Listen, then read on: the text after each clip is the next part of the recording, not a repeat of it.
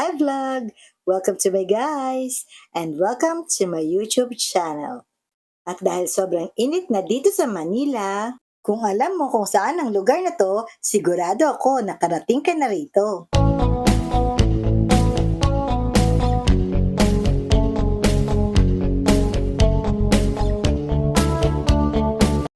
First time ko nga lang din makakapunta rito.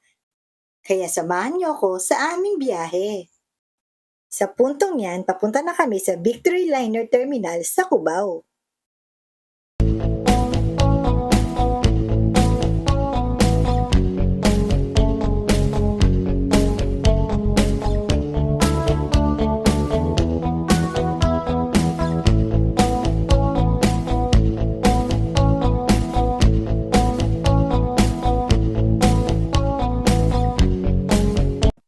Andito na kami sa Burnham Park.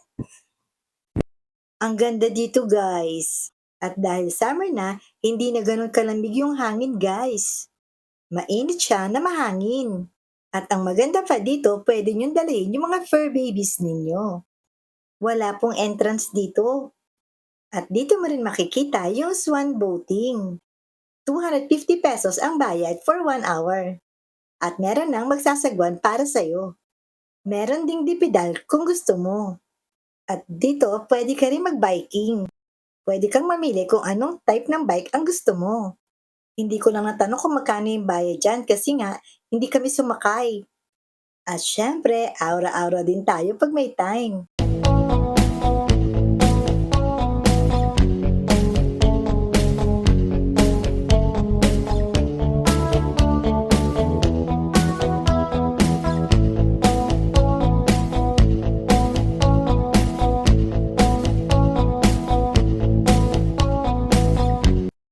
At andito na kami sa SM Baguio.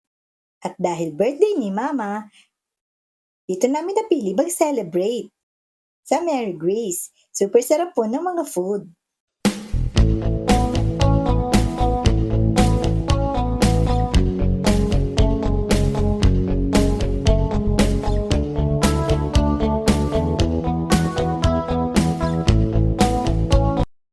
Andito na kami sa hotel, ang luxury suites ng Brent Hill. Tara, igagala ko kayo guys. Super ganda sa paligid niya. At eto na po yung loob ng hotel. Maganda siya guys. Affordable lang yan pero halos kompleto lahat sa gamit. Ayan naman po yung view sa labas. Meron na nga po yung 2 beds at meron pa siyang extra mattress. Good for 3 to 4 packs. At meron na ring wifi. Andito na po kami sa Mines View kinabukasan. 10 pesos naman po yung entrance. At dito, pwede mo rin isama yung fur babies mo. Sa mga plantito at plantito dyan, marami pong tinitindang mga halaman dito. Affordable lang din naman po sila, kaya lang, mas maganda kung meron kayong dalang sasakyan. Kung bibili kayo. At ganito naman po yung view dito. Sobrang init nga po ng mga time na yan. At dito, pwede kang magpa-picture sa mga kabayo. 50 pesos naman po yung bayad. At dyan po sa pwesto na yan, pwede kang mag-rent ng outfit or costume ng mga igorot.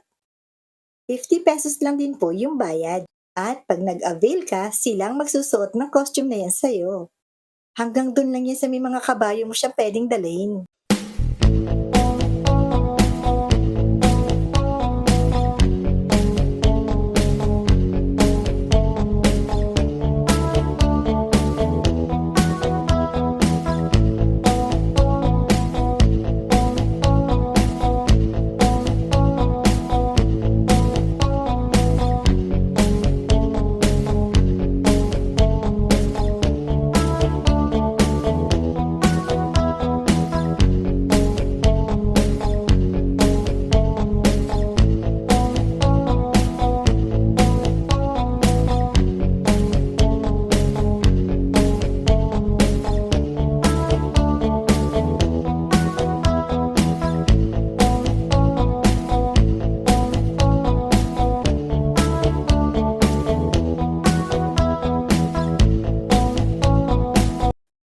At nagbiyahe na po kami dito papunta naman po ng strawberry farm.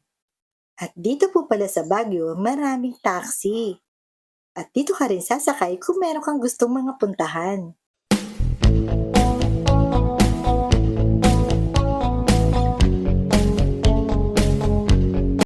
Andito na kami sa strawberry farm, guys. Tara, samahan nyo kami mag-picking ng strawberries. Nung araw na yan, nakapag-harvest na sila, kaya maliliit na yung na-pick namin. 700 nga po pala yan per kilo. At may pasobra pa. At libre tikim din habang nagpipick ka.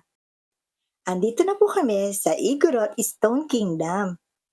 100 pesos naman po ang entrance, pwede mo nang malibot hanggang taas. At pwede ka na nga po makapagpa-picture sa mga rebulto na yan.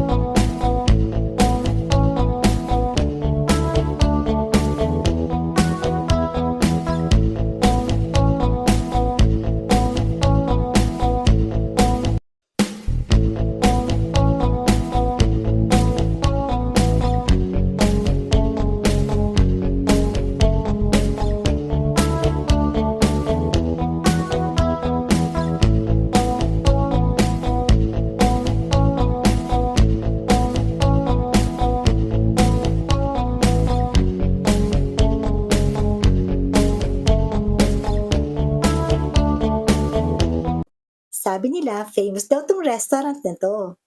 Kaya tara, itry na natin. Kaya kung nakita mo yung waiter na robot na to, sigurado ko, nakarating ka na rin dito. Eto nga daw po yung pinakamasarap dito, yung butter chicken nila. At dahil pauwi na nga po kami ng araw na yan, kaya bumalik kami sa Burnham Park para itry itong swan boating. 250 pesos po ang bayad for 1 hour at meron nang magsasagwan para sa'yo. At 200 pesos naman yung swan na dipidal or dipadyak. Kaya talagang 3-9 na namin kasi baka hindi na kami makabalik dito.